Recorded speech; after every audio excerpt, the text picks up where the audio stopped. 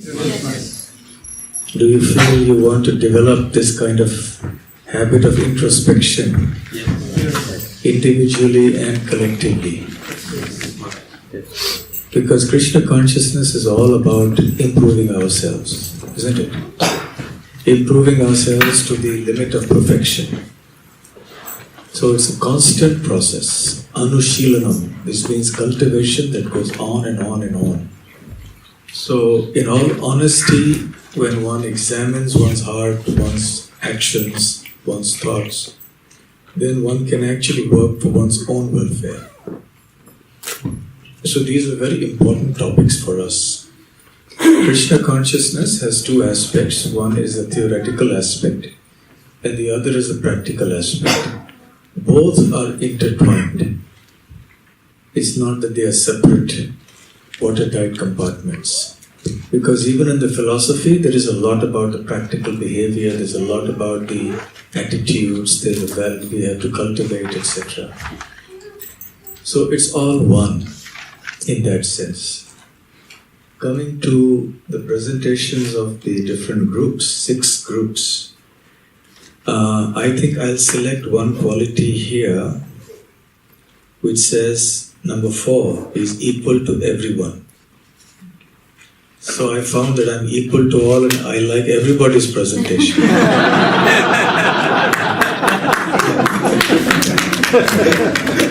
So I could not find anyone who was number 2.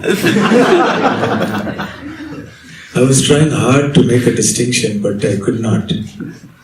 Every group had some special point, and I thought, okay, maybe this one. But then everybody had something like that.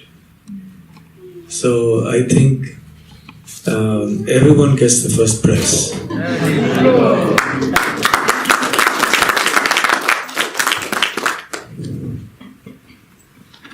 It's very interesting the observations all of you had, and also the choices that you made of the most important 3 qualities amongst the 26 qualities of a Vaishnava. I know it is very hard to select 3 because there are so many more which are also very important. I think you all made very good choices. They were very thoughtfully presented. All of you must have had a lot of discussion and thought behind it. The positives as well as the negatives.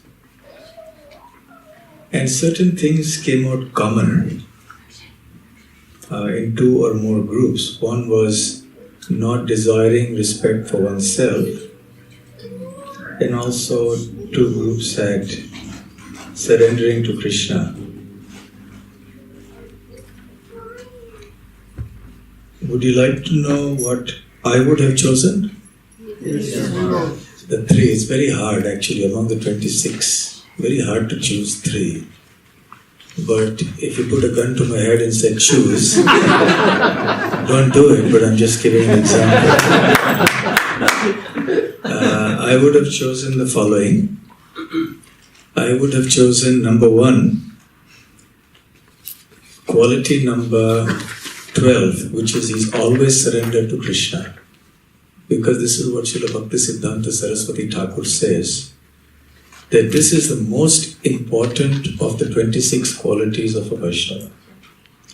Because if we have this one quality, all the other good qualities will appear sooner or later.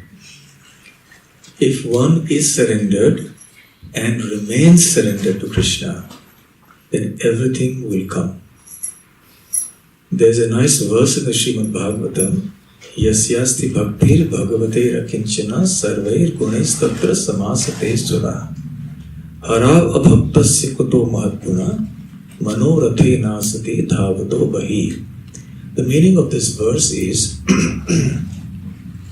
that for one who has surrendered to Krishna, all the good qualities, not only in the demigods, but even in Krishna himself, they manifest in the person of the devotee.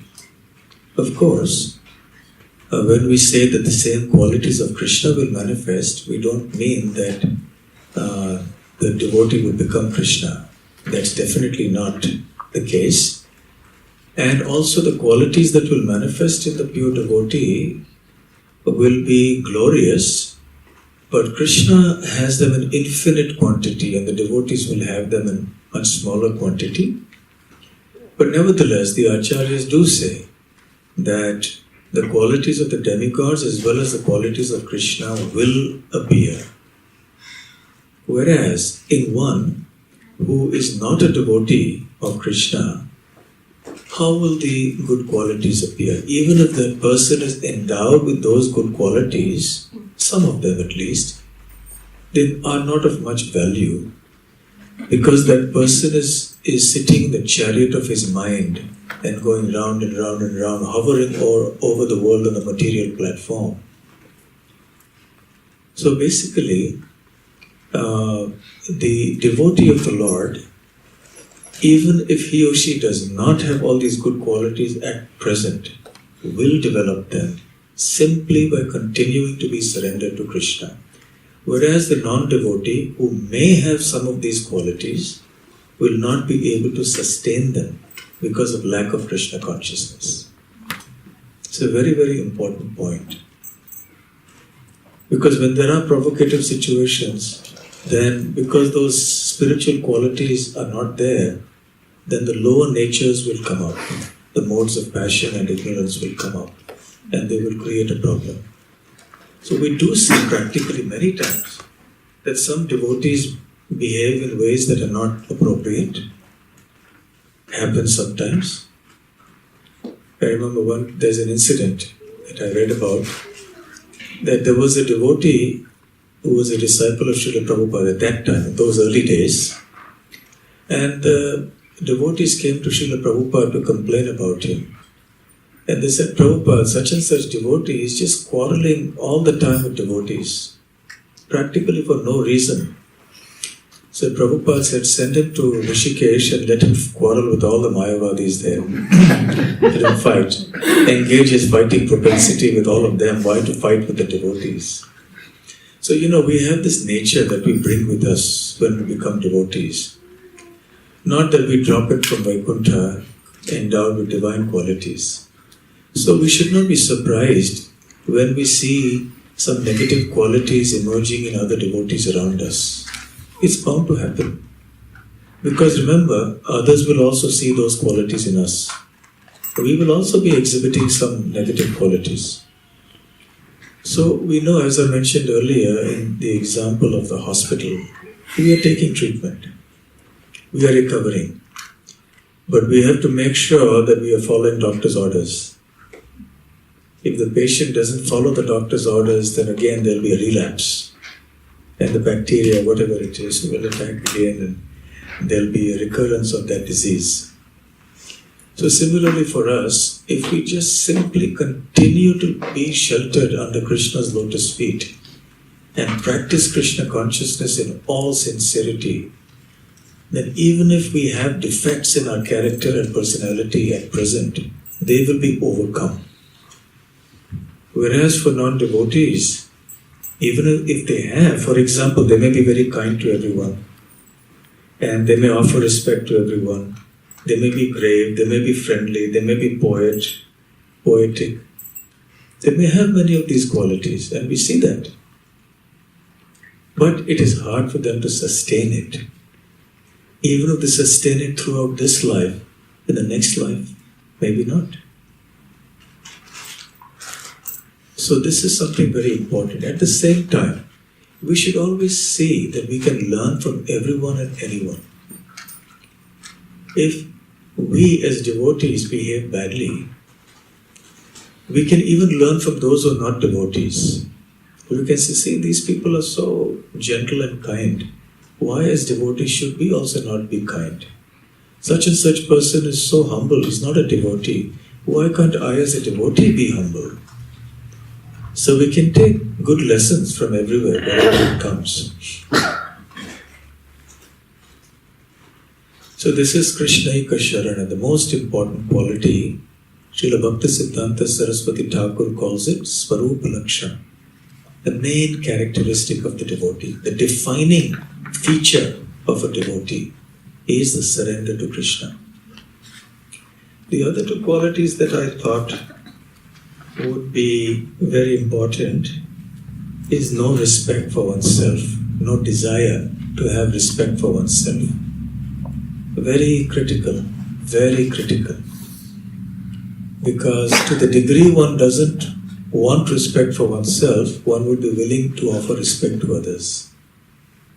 If one is not willing to offer respect to others, it is because one wants it oneself, isn't it? So the desire to offer respect to others is very, very important. And especially as devotees, it is a very important quality. Therefore, Chaitanya Mahaprabhu starts that famous verse with Trinada Pisunechena, that humbler than a blade of grass.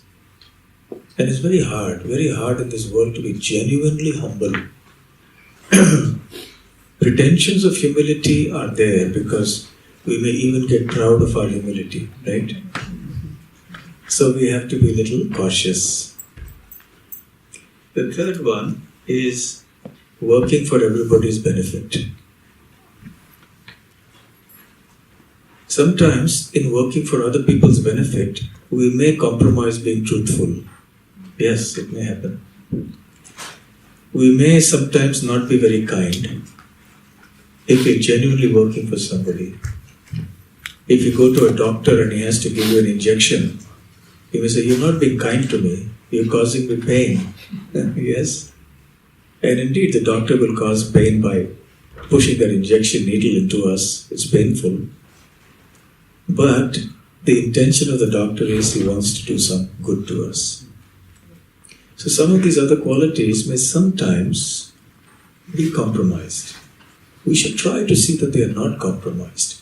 But situations may arise where we may have to compromise them for the sake of doing good. So therefore, if the motivation is always pure, that I want to work for other people's welfare, I don't want respect for myself, and I'm doing it as a service to Krishna, I'm surrendered to Krishna, then I think that is a very, very nice combination. That said, I'm not minimizing or diminishing the value of these other qualities. But because you held a gun to my head and said, choose three, so I'm choosing these three. So these are a few thoughts.